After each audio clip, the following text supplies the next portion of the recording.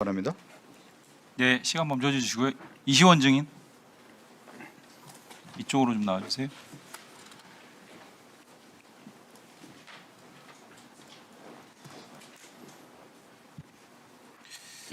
예, 윤석열 정부 초기에 2022년 6월 초에 조상준 당시 그 변호사였는데 특수부 검사 출신인데요.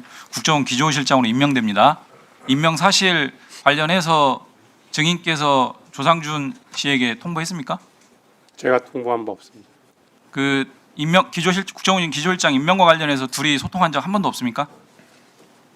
검증을 사실 시간이 오래돼서 검증을 받았을 텐데 네. 제가 했는지 아니면 인수위팀에서 했는지도 잘 기억이 나지 않습니다.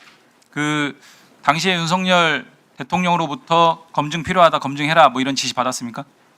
다시 한번 말씀드리지만 지금 시간이 너무 많이 경과해서 임명된 사실은 알고 있고 검증 대상이 정무직이니까 검증 대상일 텐데 제가 검증 김규현 증인 조상준 국정원 기조실장 임명 사실 누구로부터 전달받았어요? 지금 자세하게 저도 기억은 안 납니다. 기억 나는데 안 난다라고 하는 것도 위증입니다. 아니 뭐 그런 건 아닙니다. 지금까지는 굉장히 자세하게 증언하시더니 왜 갑자기 기억들이 안 그 당시 나신다고 해요? 제가 이제 취임한 지 얼마 안 되고 그래가지고 굉장히 경황이 없은 취임해서 정확하게 핵심 보직에 대한 임명 과정인데 기억이 안 나요? 정확하게 어떤 식으로 임명이 됐는지 그 절차는 제가 지금 기억이 잘 안 아, 납니다. 국정원 기조실장인데 국정원장으로서 이 기조실장 임명에 대해서 어떻게 임명됐는지 모르신다. 그 기조실장 인사를 최혁 검사 감찰 심의관으로 임명된 건 아시죠? 네, 그건 뭐 얘기를 들었습니다. 이시원 증인 최혁 검사가 감찰 심의관 국정원 감찰 심의관으로 임명되는 과정에서 조상준 기조실장이 역할한 거 아세요? 정확한 그 과정은 알지 못합니다. 정확한 거 아니면은 대략이라도 최혁- 아시는 거 있으세요? 최혁 검사가 파견 간다는 정도는 알고 있었습니다. 조상준 기조실장의 역할에 대해서 대략이라도 아시는 거 있으세요? 모릅니다. 김규현 증인 아세요?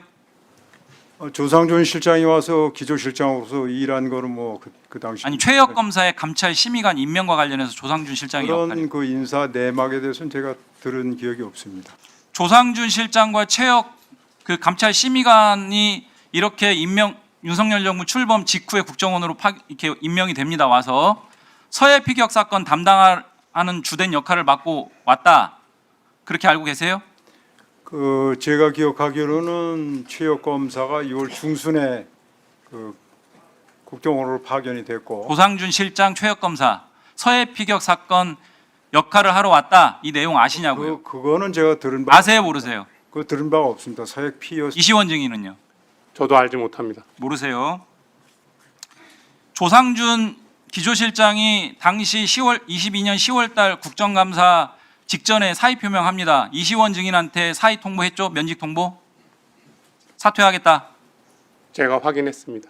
이시원 증인이 거꾸로 김규현 국정원장한테 조상준 기조실장 사의 통보했습니다라고 전달했죠? 제가 그때 원장께 전달하였는지는 제가 시간이 오래돼서 기억이 나지 않고 제가 사의 통보 접수 사실은 기억나는데 전달한 사실은 기억 안 난다는 게 말이 됩니까? 네, 명백한 위증이에요. 뭐 그 위증에 대한 판단은 위원님께서 해주실 것으로 알고 제가 김규현 원장, 말씀드리면 김규현 증인 사의 통보 이시원 증인한테 통보 받았죠? 아니 저는 뭐 누구한테 통보받았는지 모르겠습니다. 그날 사직서를 냈다는 얘기는 들은 기억은 납니다. 누구한테 들었어요? 그 누구한테 들었는지 제가 기억을 잘 못하겠습니다. 조상준 실장한테 직접 사의 통보 받은 적은 없잖아요. 조상준 씨가 저한테 직접 하진 않았습니다. 기조실장인데 직접도 안 하고 누구로부터 통보받았으면 굉장히 의아해서 기억 날 것 같은데요. 아니 저는 뭐 그 당시에 조상준 씨한테 전화 받은 적이 없고 하여튼 그 뭐 그런 대통령실이죠? 기조실장이 대통령실이죠? 뭐 그럴 가능성이 높다고 봅니다. 가능성이 높다는 게 도대체 무슨 말이에요? 본인의 경험인데. 아니 그러니까 그런 것을 저한테 이시원 증인 기억납니까? 국정원장한테 통보한 거? 제가 조상준 그 당시 기조실장의 의원 면직 의사를 확인했기 때문에 만약 제가 말씀드렸다면 제가 말씀드렸을 가능성이 높다고 생각합니다. 하지만 윤석열 당시 정확하게 기억이 나지 않는 자, 건 윤석열 역시 당시 기억에 대통령한테 부합하는 보고했어요? 것입니다. 네, 윤석열 당시 대통령한테 보고했어요? 보고 드린 것으로 기억합니다. 보고했더니 뭐래요? 면직 처리를 준비하라고 하셨던 것 같습니다. 자, 김규현 증인 당시에 조상준 실장이 서해 피격 관련해서 면직 의사를 밝혔다 이렇게 볼 수 있습니까? 저는 뭐 조상준 기획실장이 서해 피격 사건과 관련해서 면직 사유 알고 계세요? 처음 들었습니다. 면직 사유 알고 계세요? 그 당시 면직 사유는 서해 피격하고는 뭐 면직 사유 뭐예요 그러면? 그런 적이 없습니다. 뭐예요? 그거는 제가 뭐 그 면직 사유를 이 자리에서 말씀드리는 건 적절치 않습니다. 증언 거부입니다.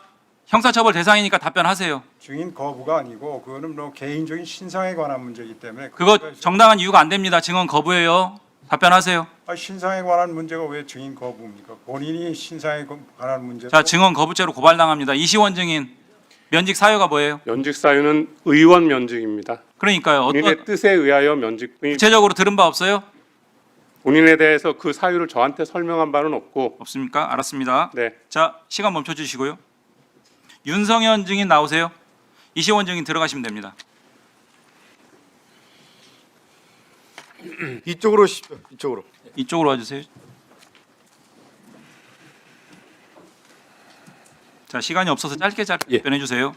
2020년 9월달 서해 피격 사건 당시에 해양경찰청 수사정보국장으로 수사 총괄했죠. 예, 그렇습니다. 그해 9월 29일 날 중간 수사 결과도 발표했습니다. 예, 월북으로 판단된다라는 취지였죠. 예, 당시 월북의 판단 근거는 충분히 있었다라고 자신하시는 거고요. 예, 마찬가지입니다. 예, 현재 법원 1심 판결도 그와 같은 맥락입니다. 알고 계세요? 예, 자세히 읽어봤습니다. 번복 입장, 소위 2022년에 6월 16일 날 번복 입장 발표를 해경에서 합니다. 예, 인천 해경 서장 박상춘이 당시 해경 서장으로서 발표를 합니다. 알고 예. 계시죠? 예, 박상춘 당시 해경 서장과 통화한 내용 알고 있으시죠? 예, 작년 국정감사에서 제가 진술했습니다. 본청에서 인천 해경세 발표를 하라고 한다. 새로운 증거는 없다. 청장 지시를 거역할 수 없다. 이런 취지의 예. 내용을 당시 번복 입장 발표한 박상춘 인천 해경서장으로부터 들었다는 거죠. 통화를 했었습니다. 또 추가적으로 들은 사실 있으면 말씀해 주세요.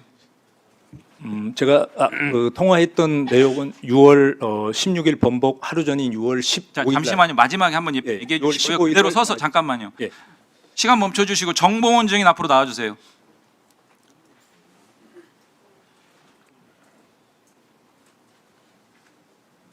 자, 정봉원 증인 2022년 5월 24일과 26 같은 달 26일에 NSC 참석했죠? 예, 누구 지시로 참석했어요? 그 통보가 와서 누구한테 통보를 받았습니까? 저는 이제 그 수사국장으로부터 통보를 받았. 본청 수사국장이요? 예, 예, 당시에 무슨 내용의 논의를 했는지 예. 그런 내용을 구체적으로 좀 말씀을 해주시고요. 우리 윤성현 증인 아까 말씀하시려고 했던 내용과 함께 이 건으로 감사원 감사 및 검찰 수사를 지독하게 받은 걸로 알려지고 있습니다. 그 당시에 억울한 사정 내지는 압박 수사 조사 이런 부분에 대해서 소상하게 좀 말씀 좀 해주세요. 예, 그 당시에 그 유가족으로부터 이제 정보 공개 청구 소송이 있었습니다. 그래서 정보 청구 소송 진행 경과에 대해서 보고를 해달라 해서 가서 보고를 했습니다. 월북 판단 관련한 논의는 전혀 없었습니까? 없었습니다. 예, 그다음 윤성현 증인 추가적으로 나중에 질문하겠습니다.